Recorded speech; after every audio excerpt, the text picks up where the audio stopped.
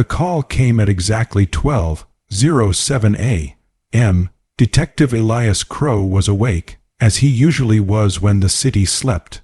Midnight had always belonged to him, long before the badge, before the scars, before the cold cases stacked like tombstones in his mind. He sat alone in his apartment, lights off, watching rain smear the city into a watercolor of regret. The phone vibrated. Unknown number. Crow didn't answer right away. Midnight calls were never good news. They never said hello, they only reopened doors that had been sealed with time and guilt. He answered, "Crow." He said, silence, then breathing, slow, controlled. "You still chasing ghosts, detective?" a man's voice asked. Crow's grip tightened. "Who is this?" A faint chuckle. "You never caught me. 20 years ago. Thought you might want a second chance." The line went dead. Crow stared at the phone. His reflection in the dark screen looked older than he felt, gray in the beard, eyes dulled by decades of unanswered questions. There was only one case that fit that timeline, only one ghost that still woke him at night. The midnight murders, 3 victims, 1 killer, 0 arrests. A cold case buried so deep the department pretended it never existed. Crow stood, pulled on his coat, and stepped into the rain. The police archive smelled like dust and neglect. Flickering fluorescent lights hummed overhead as Crow signed the logbook. The clerk barely looked up, didn't know anyone still cared about those files. She muttered. Crow didn't respond. The midnight murders file was thick. Photos, witness statements, autopsy reports, handwritten notes yellowed with age. He spread them across a metal table. Victim 1, Laura Mitchell, 26, found in her apartment at 12:14 a.m. Cause of death, strangulation. Victim 2, Henry Collins, 41, night watchman, found at 12:22 a.m., stabbed twice, precise, professional. Victim 3, Rebecca Hale, 19, college student, found at 12:31 a.m. Throat slit, different methods, same signature. Each crime occurred within 30 minutes of midnight. Each victim had no obvious connection, no forced entry, no fingerprints, no DNA. At least none that technology at the time could identify. And one message, carved, written, or painted at each scene.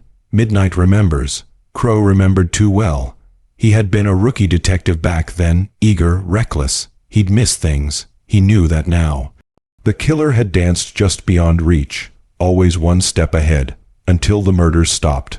No explanation, no arrest, just silence, until tonight. Crow replayed the call in his head as he drove through empty streets.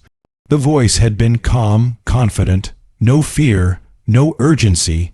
That was the scariest part. He pulled up to an address that hadn't changed in 20 years. A rundown bar near the docks called the Black Hour. The caller ID ping from the phone trace led here. Inside, the bar was nearly empty. Neon lights flickered. A bartender wiped the same glass over and over. "You, Crow?" the bartender asked. Crow nodded. "He said you'd come." "Who?" The bartender nodded toward the back. "Man in the booth. Left 5 minutes ago. Said midnight was running late." Crow's jaw clenched. What did he look like? The bartender shrugged. "Normal, that's what was weird." Crow stepped outside. Rain hammered the pavement.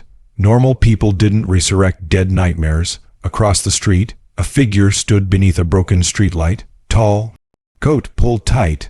"Don't move." Crow called, hand on his gun. The figure raised his hands slowly. "Relax, detective. I just wanted to see if you still cared. Turn around." The man turned. Crow froze. It was Daniel Mercer.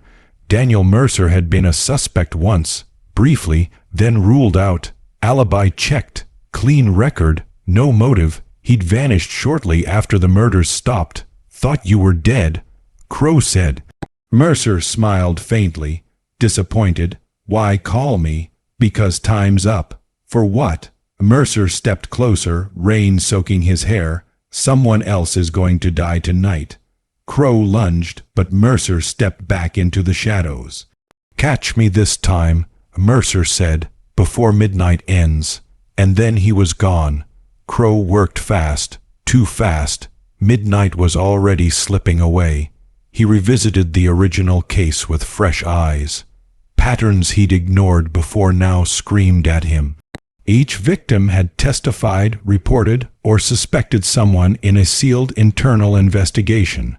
One involving police corruption from 20 years ago. Crow's blood ran cold. He'd been part of that task force. The victims hadn't been random, they'd been silenced, and Mercer had been a witness, protected, hidden, forgotten, until now. Crow checked his watch, 12:38 a.m., too late. The address came together in Crow's mind like a puzzle snapping shut. His own, Crow's phone buzzed. A text. Midnight remembers you.